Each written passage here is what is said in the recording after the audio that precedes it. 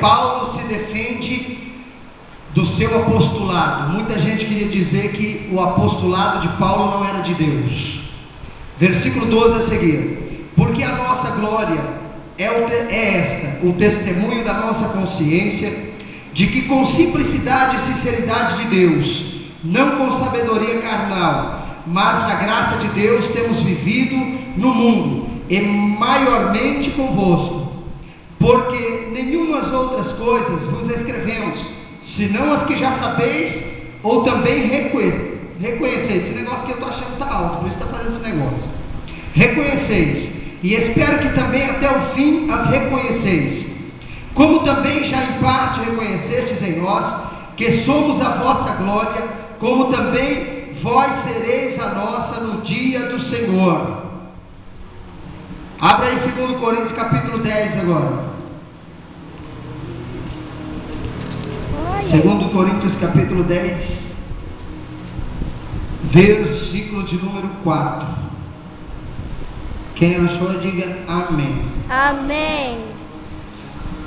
Porque as armas da nossa milícia não são carnais, mas sim poderosas em Deus para a destruição das fortalezas, destruindo os conselhos e toda altivez que se levanta contra o conhecimento de Deus, e levando cativo todo entendimento à obediência de Cristo. Glória a Deus. O apóstolo Paulo, ele era um homem totalmente espiritual, cheio de Deus, cheio de conhecimento. A Bíblia diz que Paulo, ele tinha um dom espiritual que hoje é muito difícil de se achar, o dom da ciência. Poucas pessoas, eu conheço 2 homens nesse mundo que têm o dom da ciência, conheço só 2, e um desses pastores que eu conheço, é incrível ele pregando. Ele já esteve conosco aqui em Várzea Grande várias vezes, depois que eu abri ministério não, mas antes, quando eu era ainda da Assembleia de Deus do Rio, ele veio várias vezes aqui, eles até conhecem, pastor Evaristo. Irmãos, esse homem pregando a palavra é uma coisa incrível. Paulo deixa muito claro que as nossas milícias não são carnais. O que é milícia? Alguém pode me responder o que é milícia? O que é milícia? Não. Meu Deus, só com a Aurélia na cabeça deles, Jesus. Nós estamos na milícia de uma guerra. E para ir para uma guerra, o que nós precisamos? Nós precisamos estar armados. Paulo vem e diz: olha, as armas de um homem de Deus, elas não são carnais.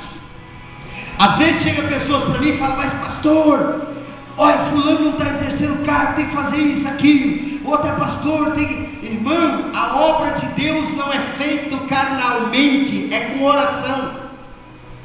Se eu começar a brigar com todo mundo carnalmente, eu vou matar meio mundo de alma. E sabe quem vai ser culpado? Deus vai me cobrar. É alto preço para uma pessoa que mata uma alma. A obra de Deus é feita com oração, com sabedoria, com entendimento. Eu não posso olhar para uma situação e partir para cima e fazer a maior confusão. Não, eu tenho que orar, eu tenho que buscar Deus, eu tenho que saber o porquê está acontecendo. Porque tudo que acontece para escandalizar a obra de Deus é Satanás, meu filho. É demônio. Eu olho na cara e falo: é demônio, está endemoniado. Se não estiver endemoniado, incorporado, está recebendo setas de Satanás na mente. Existem 2 reinos, e o reino do diabo não quer que o reino de Deus alcance as almas. Por isso ele faz confusão dentro das igrejas. Paulo era um homem totalmente cheio de Deus. Aonde Paulo passava tinha milagre. Aonde Paulo passava os enfermos eram curados. As almas recebiam a palavra como uma flecha no coração, de tanta unção que Paulo tinha. E se levantaram e disseram: esse Paulo não é de Deus, esse apostolado não é de Deus. Começaram a criticar o apóstolo Paulo. E Paulo escreveu a carta a Coríntios na direção de Deus, e deu uma lavada nos irmãos de Corinto, ralou outros irmãos lá de Corinto. Por quê? Porque eles se levantaram contra o apostolado de Paulo e chamaram Paulo até de mercenário. Quantos você vê hoje chamando o pastor de mercenário? Eu fiz o carnê aqui. Nós vende coisa na igreja, tem gente que fala. Nós faz carnê, tem gente que fala. Tudo que faz na igreja tem gente para dar problema. Tudo. Eu fiz o carnê, tem umas pessoas que criticou. Eu fiquei sabendo. Não tem nada que eu não fique sabendo. Por quê? Porque eu oro, eu jejuo, eu tenho comunhão com Deus. Se Deus não falar para mim, Ele traz gente para falar. Eu fico sabendo. Mas eu não me entristeço com essas coisas não. Você sabe por quê? Porque eu conheço isso aqui, ó, palavra de Deus. Se Jesus foi perseguido, eu quero ser perseguido. Porque se eu não for perseguido, vai ter algo errado comigo. Eu vou estar fora da direção de Deus. Se eu não for perseguido, eu já pergunto logo para Deus: o que está acontecendo? Aonde que eu errei? Aonde que eu falei? Eu quero me consertar, porque esse negócio não está certo. A Bíblia diz que todo homem ungido por Deus, chamado com uma unção especial, vai ser perseguido nesse mundo. Todos. Aquele que não for perseguido pode perguntar para Deus que tem alguma coisa errada. Vai levantar pessoas para criticar, vai levantar pessoas para falar mal, vai levantar pessoas para escandalizar, mas a Bíblia diz que ai daquele por onde vem o escândalo. Jesus falou: naquele dia muitos vão escandalizar. Aí Jesus virou e falou: mas ai daquele por onde vem o escândalo, ai daquele que começa a fofoquinha, a sementinha de divisão, de confusão. Ai dele. Jesus vai ter com ele pessoalmente, não vai ser o pastor, não vai ser anjo, vai ser o próprio Jesus. Quando Paulo perseguia a igreja de Deus, Jesus foi ter com Paulo. Jesus falou: hoje eu vou dar uma surra nesse Paulo, hoje ele vai aprender. Jesus chegou para ele e falou: Saulo, Saulo, por que me persegues? Ué, peraí, por que Jesus não falou: por que você persegue a igreja? Por que você persegue o irmão fulano? Jesus não falou isso. Jesus falou: Saulo, Saulo, por que você me persegue? Atos capítulo 9. Por que você me persegue, Saulo? Ele estava perseguindo o próprio Cristo. Quem persegue a mim, não está perseguindo a mim, está perseguindo aquele que me chamou. E coitado de quem bota a mão naquele que Deus ungiu. A Bíblia diz: ai daquele que se levanta contra os ungidos de Deus. Ai dele. Davi teve chance de matar Saul. Ele entrou na caverna, a lança de Saul estava do lado da cama. Abissai olhou para Davi e falou: Davi, transpassa ele com a lança, essa é a chance. Davi olhou para ele e falou: jamais tocarei no ungido do Senhor. Saul estava todo errado, desviado, endemoniado, o demônio manifestava nele, estava totalmente fora da direção de Deus. E Davi não teve coragem de estender a mão. Sabe por quê? Quem ungiu foi Deus. Quando Deus unge um homem, Deus é responsável por ele, não os homens. Deus é responsável. Eu posso desviar, está tudo errado, ninguém tem o direito de levantar contra mim, porque é Deus que me ungiu. Isso é bíblico. E ai daquele que levanta contra o ungido de Deus. Eu falo por ousadia e por coragem que o homem que eu sou, porque Deus me chamou para ser corajoso. Deus me chamou para ter ousadia. E ontem eu tive mais prova disso. Estivemos ontem na casa de um profeta, eu e o Jonathan. Esse homem de Deus, eu me encontro com ele quando Deus quer. A última vez que eu tinha visto ele tinha 3 anos atrás. E ele profetizou tudo isso na minha vida que vocês veem hoje. Essa unção, esses milagres, foi tudo ele que Deus usou para profetizar para mim. Fiquei 3 anos sem ver ele. Muitas vezes eu levantei e falei: eu vou na casa do irmão Gessé. E Deus falou para mim: você não vai. E eu não fui. Fiquei 3 anos sem ir lá. 3 ou 4, não estou lembrado direito.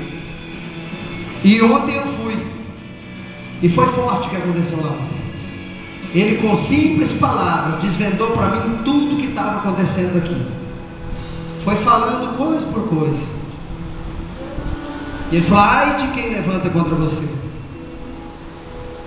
Mas teve uma coisa que ele falou que me tocou demais. Ele falou assim: porque a sua boca é Deus falando. Quando você abre a boca, é Deus falando. Irmão, eu aviso, eu falo, eu chamo atenção, eu sei o que eu estou falando. Quando eu chamo a atenção de uma pessoa, eu sei o que eu estou falando, porque Deus fala aqui dentro para mim, fala isso para essa pessoa. E quando a pessoa não obedece, é incrível. Poucos dias depois ela capota na minha frente. É terrível. Quantas pessoas dessa igreja eu avisei? Hoje está passando luta, mas era para estar na bênção. Mas não houve. A desobediência toma conta.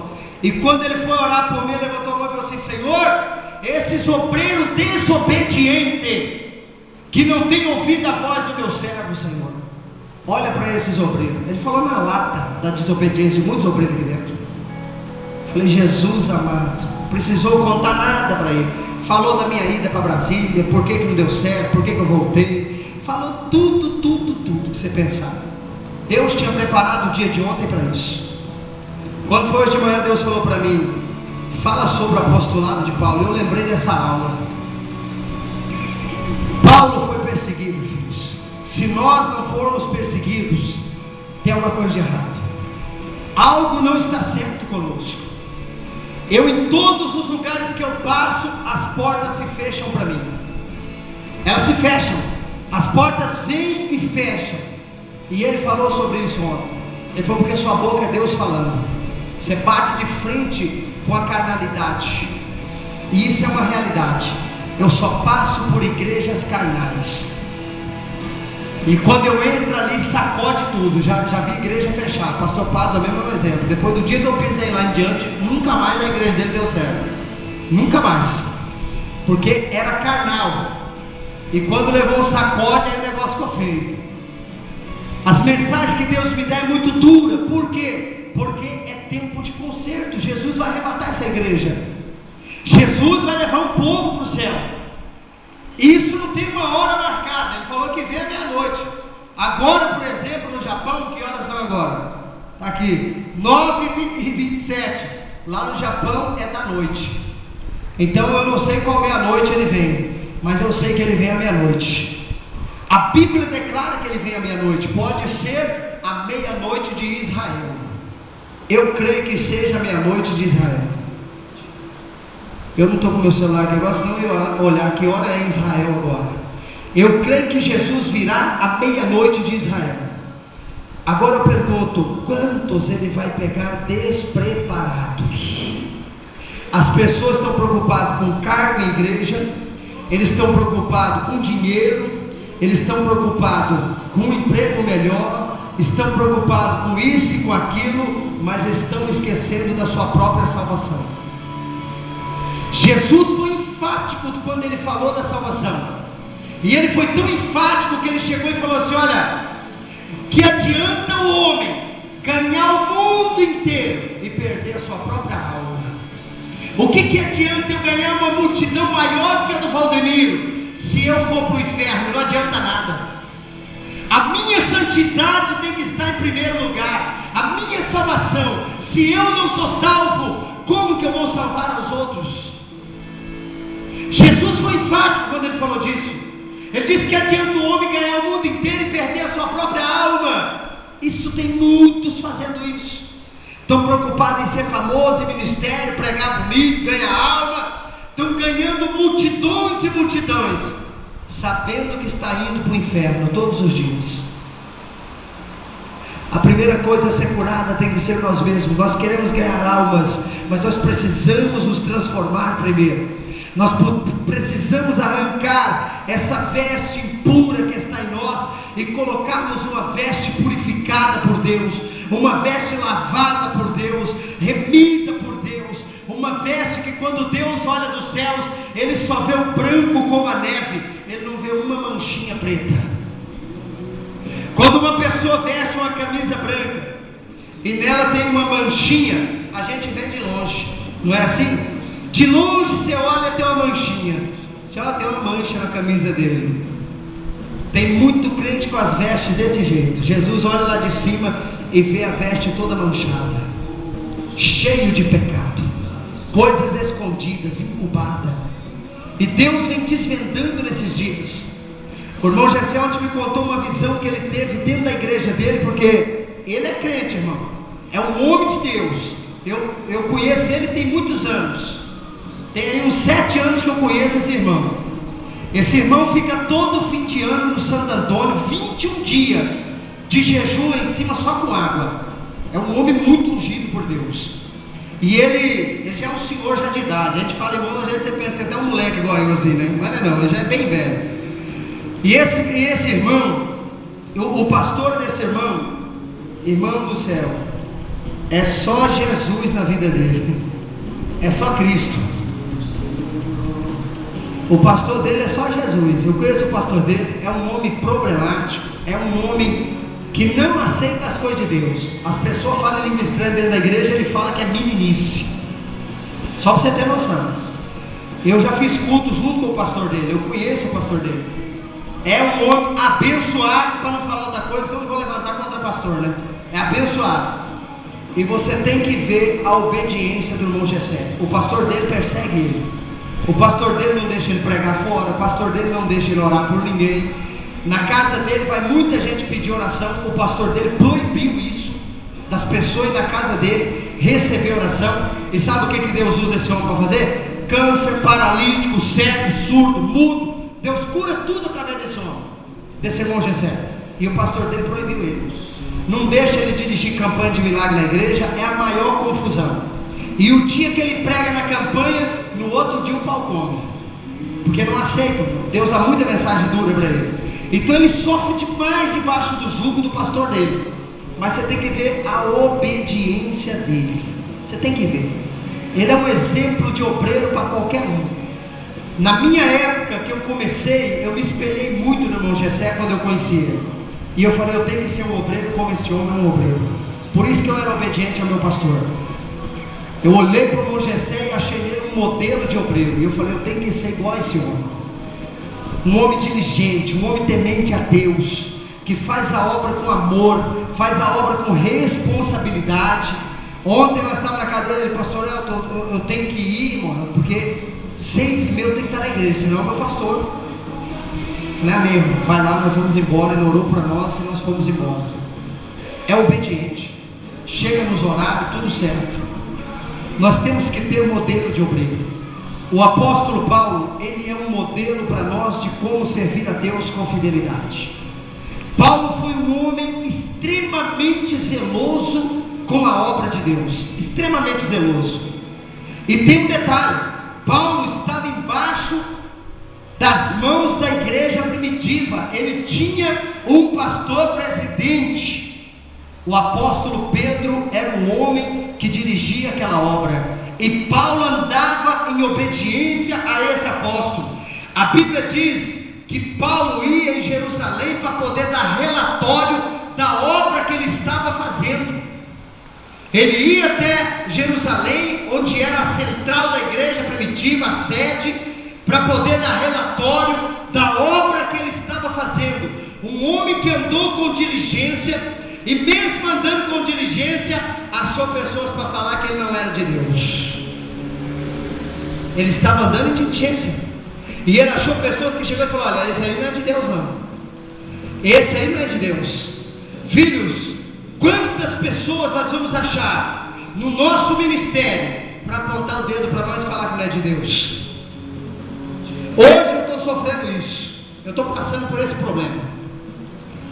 Amanhã vai ser vocês. Um dia vocês vão dirigir obra, um dia nós vamos ter que abrir mais congregações, e vocês vão estar na frente de trabalhos. Aí sim vocês vão sentir na pele o que eu sinto. Vocês vão saber o que é isso que eu passo. Vocês vão ver o quanto é difícil isso que eu passo. Não é fácil, é uma luta constante muito grande. Mas a pior coisa que tem é o povo que Deus te usa para abençoar virar para você e falar que você não é de Deus. Esse é terrível. Isso é o pior que tem. Eu pago um preço árduo por esse ministério, porque essa obra é diferente de todas as outras. É diferente. Ontem, quando eu comecei a falar para o Gessé o que estava acontecendo aqui, ele ficou pasmo. Eu falei, que pena que eu não levei o notebook para me mostrar para ele o que estava acontecendo aqui. Porque tudo isso ele profetizou. Ele falou: eu glorifico a Deus, porque Deus me usou para profetizar tudo isso na sua vida. Tudo está acontecendo, do jeitinho que Ele falou está acontecendo. As pessoas que estão nos observando, elas admiram esse ministério. Os pastores que conhecem esse ministério, que me conhecem, eles não param de me ligar, eles não param de me procurar, por causa dessa obra, do que Deus está fazendo aqui. É uma admiração tão grande, porque eles nunca viram o que Deus faz através de nós. E nós que estamos aqui dentro, poucos estão valorizando isso. Poucos valorizam isso. E por isso estão sofrendo muito. Eu lembro quando eu falei lá no Pirineu ainda, eu falei: irmãos, as pessoas que não valorizar essa obra vai sofrer demais. E tem gente sofrendo, pagando um preço de cão. E me procura: pastor, estou passando. Eu falei: irmão, é a desobediência. Você tem que consertar a tua vida. E permanecem na desobediência ao líder que tem. A pessoa que levanta contra um líder não está levantando contra o líder, está levantando contra Deus. Contra Deus. É Deus que nos unge, que nos capacita para fazer a obra. Irmão, se Deus não me capacitasse e não me ungisse, eu não teria força para passar tudo que eu passo. Eu já teria parado há muito tempo. Eu passo tudo isso porque a força que está em mim não é minha, é de Deus. A unção que está em mim não é minha, é de Deus. Deus me ungiu com um poder dobrado para fazer algo maior. E é por isso que eu tenho força para passar essas coisas. Se não fosse, eu não tinha. Eu já tinha chutado o pau da barraca faz dia. Mas Deus tem me alimentado com o poder dele para sacudir mesmo. E quem não se põe na brecha está sentindo o peso de tocar em ungido de Deus. Está sentindo. E vai piorar. Vai piorar. Porque a Bíblia diz que quando Deus envia um profeta para nós, o sacode é maior. E ontem Deus me mandou ir no profeta. E quando Deus manda, meu filho, sai da frente. Eu não procuro profeta de jeito nenhum, a não ser que Deus venha a agir. E Deus essa semana falou: você tem que ir lá. Você tem que ir lá. E eu fui. E eu tenho certeza, depois dessa minha ida lá, vai mudar muita coisa dentro dessa igreja. Glória a Deus. E quem não estiver na brecha, eu vou só contemplar o sacode. Deus vai sacudir. A estrutura desse lugar vai tremer. E almas estão vindo. Essa noite eu sonhei. Foi até uma pena. Na hora que eu sonhei, eu acordei. Eu falei: mas que coisa, Senhor. Por que eu tenho que acordar? Sempre que eu sonho coisa boa, coisa ruim, eu fico lá, martirizado no sonho. Quando é coisa boa, eu acordo. Eu sonhei com uma menina paralítica. Eu pus a mão sobre ela e falei: moça, levanta. Ela levantou da cadeira de roda. E eu falei para ela: eu quero essa cadeira de roda para deixar aqui na igreja. E estava brigando com ela por causa da cadeira de roda. Ela queria levar, eu falei: negativo, você vai deixar aqui na igreja. Ela: não vou levar, vai deixar na igreja. Entendeu? E nessa briga eu levantei. Eu não sei se eu consegui ganhar, né, a cadeira de roda. Está entendendo? Deus vem dando sinais daquilo que Ele quer fazer ainda maior, dando sinais. Por que eu sonhei essa noite, depois que eu fui no profeta? Por que eu não sonhei antes? Tudo é sinal de Deus. É Deus me falando: tá vendo? Você foi lá ontem, agora eu vou fazer isso aqui, ó. É isso que eu vou começar a fazer. Nós temos que buscar a Deus. Eu vejo Deus avisando essa igreja dia e noite, sem cessar. Nós temos uma responsabilidade muito grande. Eu tenho uma aula aqui para dar, estou falando tudo isso, não sei nem porquê, mas Deus sabe por que eu estou falando tudo isso. Nós temos uma responsabilidade muito grande. Essa cidade está assim, ó, na nossa mão. Foi Deus que colocou. Deus deu essa cidade para nós conquistarmos essa cidade. E ai de nós, se nós não conquistarmos essa cidade. Ai de nós. Ai de nós, se nós não lutarmos por essas almas, nós estaremos perdidos. Porque Deus nos constituiu nessa cidade para isso. Pode haver templo de nacional do tamanho que quiser, pode abrir o que for nessa cidade. Deus deu ela para nós, não adianta.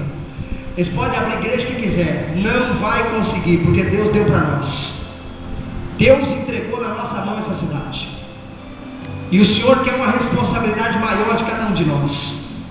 A desobediência nessa igreja está muito grande. E eu vejo Deus irado com tudo isso. E ontem eu tive mais prova ainda disso, porque a responsabilidade dessa igreja é muito grande. Quinta-feira agora, esses irmãos dessa igreja que eu falava para você, viu? Eles vêm dar testemunho e depois acaba o culto. Antes do culto eles não falam que tem testemunho nenhum. Depois do culto um monte me procura: pastor, aconteceu isso. Então deve dar uma microfonada na cabeça assim. Pelo amor de Deus, mano. Teve uma irmã que veio aqui, ela pegou um carnê de R$50 e ela não tem dinheiro. Ela está desempregada e tudo mais.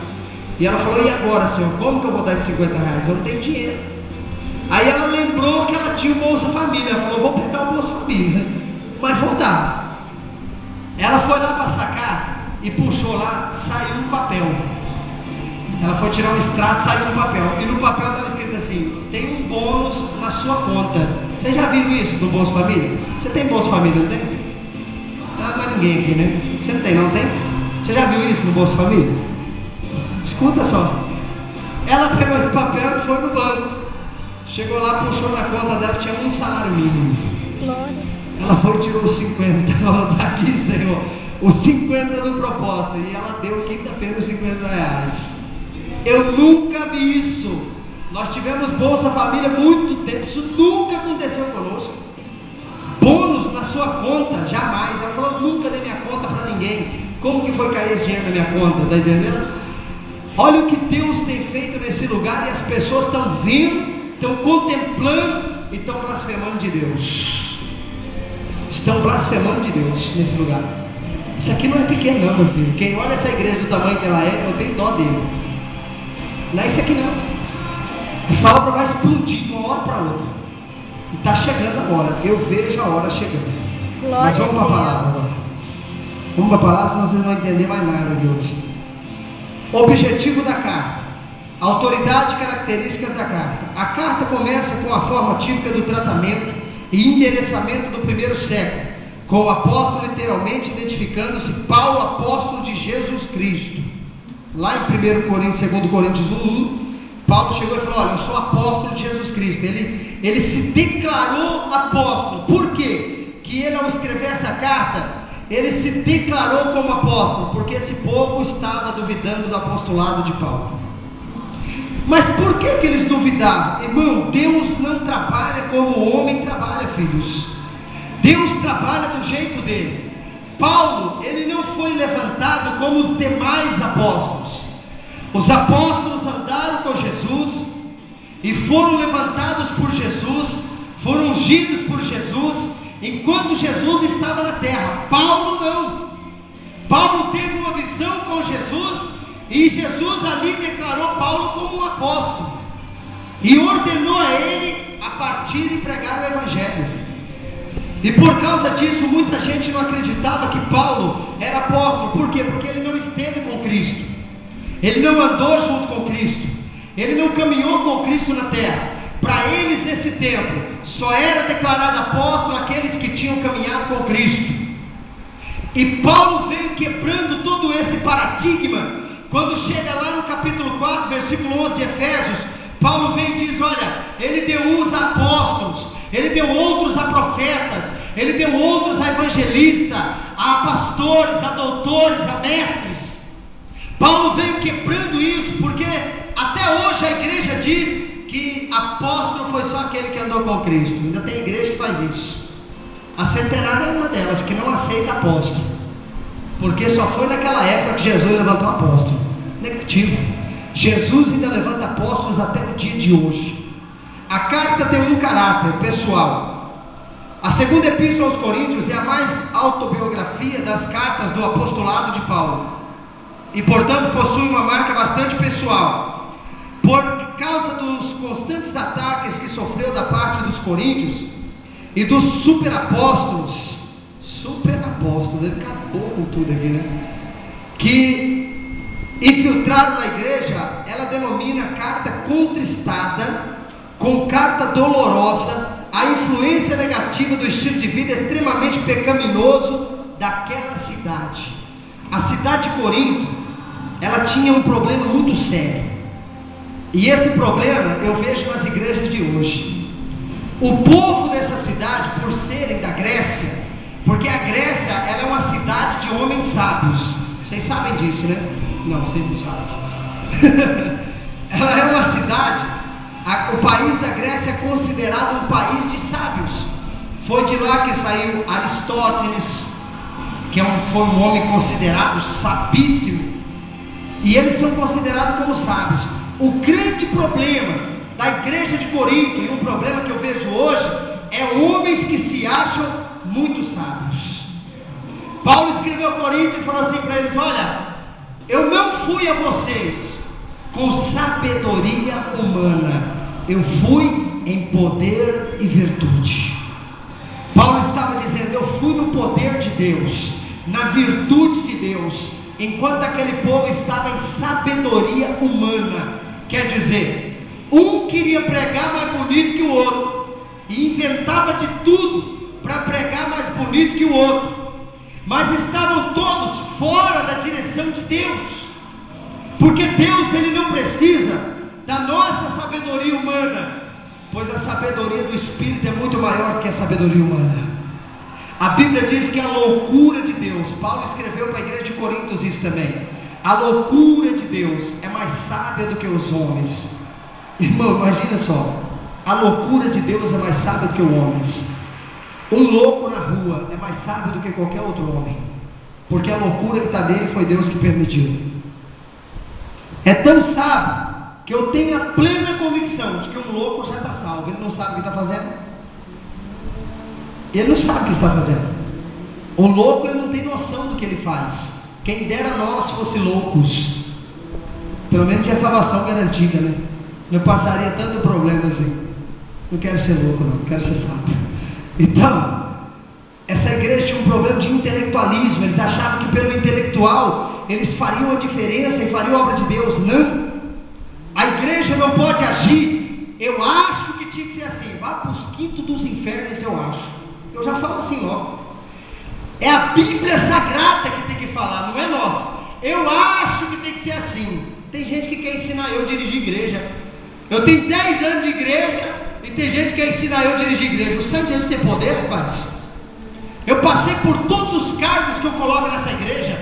Eu fui porteiro, eu fui tesoureiro, eu fui secretário de missões, que nós não temos aqui ainda. Eu fui missionário, eu fui, trabalhei na parte social da igreja, no departamento social. Eu cuidei de jovens, eu só não cuidei de criança, porque santo Jesus, eu nunca quis. Deus me livrou dessa. Eu fui do ministério de louvor da igreja. Eu fui pastor dirigente, eu fui vice-presidente de igreja, eu passei por todos os cargos da igreja, diácono, evangelista e agora pastoreio. Já há 3 anos pastor, 4 anos, né, Xará? 3 ou 4, né? A pastor. Eu passei por tudo dentro da igreja. Eu trabalhei em um por um e eu fui dirigente em todos eles. Nenhum trabalho na minha mão pereceu, porque eu sabia que eu estava fazendo para Deus. Eu nunca fiz nada para pastor, estou fazendo para o pastor, por isso que eu tenho que fazer bem feito. Não, eu fiz para Deus. Eu estou trabalhando para Deus, eu tenho que fazer bem feito. E eu nunca desobedeci a voz do ungido de Deus. O ungido de Deus chegava para mim e falava assim: você faz assim, estava errado, não estava nem aí. Eu sabia que estava errado, eu ia lá fazer do jeito que estava mandando. Eu sabia até fazer até melhor que aquilo, mas eu fazia do jeito que estava mandando. Por quê? Porque é meu pastor. Eu tinha que obedecer a voz dele. E tem gente que quer me ensinar a dirigir igreja. Eu já levantei 5 igrejas, essa é a 5ª igreja que eu levanto. 4 pela Assembleia de Deus e essa que Deus nos ungiu. 3 pela Assembleia de Deus, 1 pela Batista Nacional, que na época nós era nacional, né? E depois essa que é o nosso ministério. O ministério ao qual Deus nos confiou. E tem gente que quer me ensinar a dirigir igreja. Acho que tem que andar um pouquinho para poder me ensinar, entendeu? E muito. Porque eu não cheguei aqui caindo de paraquedas. Eu levei lapada para chegar. Eu sofri dentro da obra. Eu paguei preço. Eu chorei. Eu desesperei. Tinha dias que eu falava para Deus: me mata, que é melhor morrer do que viver. Vocês nunca sentiram na pele o que é dirigir uma obra, irmão. Isso aqui é dolorido, é doído, é decepcionante.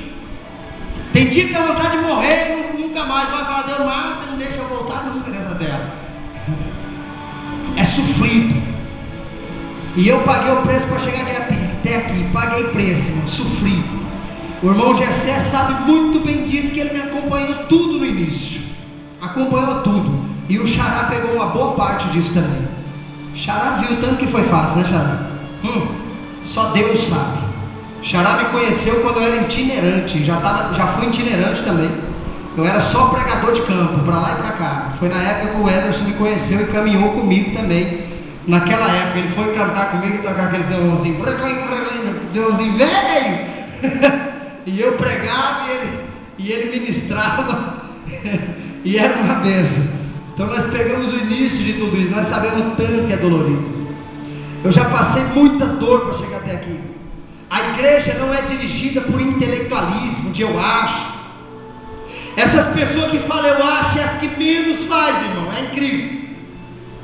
Sabe? Eu vejo pessoas, chega para mim, mas eu acho que a igreja tinha que ser assim. Já passou por mais de 1000 igrejas, não para em nenhuma. Será que é o pastor que está errado? Será que é a igreja? Ou o erro está nas pessoas que não param em ministério nenhum? Passa por 1000 igrejas, não para em nenhuma. E depois a igreja que está errada, é o pastor que está errado. O Santo de Deus tem poder, rapaz. Eu ouço a voz de Deus.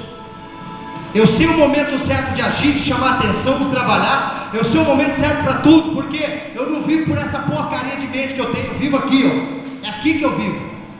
É no joelho. É no pó que eu ouço a voz de Deus. Eu não busco a voz de Deus aqui. Eu vou pro chão buscar Deus. Passo noite acordado. O Senhor fala comigo, o Senhor me mostra o que eu tenho que fazer, o que há de ser feito nessa obra, o que o Senhor quer para esse obreiro, o que o Senhor quer para esse ministério. Deus chega para mim e fala: aquieta-te, só fica quieto. E eu estou quieto, só olhando. Deixa o nego se rebentar. E é incrível, irmão. Parece que o cabra sai da direção, o carro sai doido, pega aquele muro de frente. Pá! De repente, pastor, aconteceu isso e aquilo. Fala aí, agora é a hora de eu falar. É, irmão, aconteceu pela sua desobediência. Desobediência.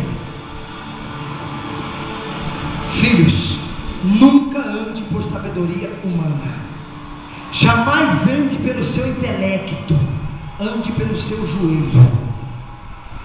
Pode cuidar da sua casa, que na igreja tem pastor que cuida. Pode cuidar da sua vida, que aqui na igreja tem pastor que cuida. Bota o seu joelho no chão e vai clamar a Deus pela sua vida. Deixa a igreja que o pastor cuida da igreja. Deus levanta a pastora para isso. Além da minha vida, eu tenho que cuidar da igreja. E a igreja é vocês todos. Um por um está na minha responsabilidade. E eu tenho que pagar o preço por um. Se eu perder um de vocês, eu vou ser cobrado nos céus. Por negligência minha. Se eu perder por negligência minha, falta de buscar Deus. Agora por rebeldia, eita, mas eu durmo tranquilo. Falei, isso aí está na roça com Deus. 2 Coríntios capítulo 11, versículo 26.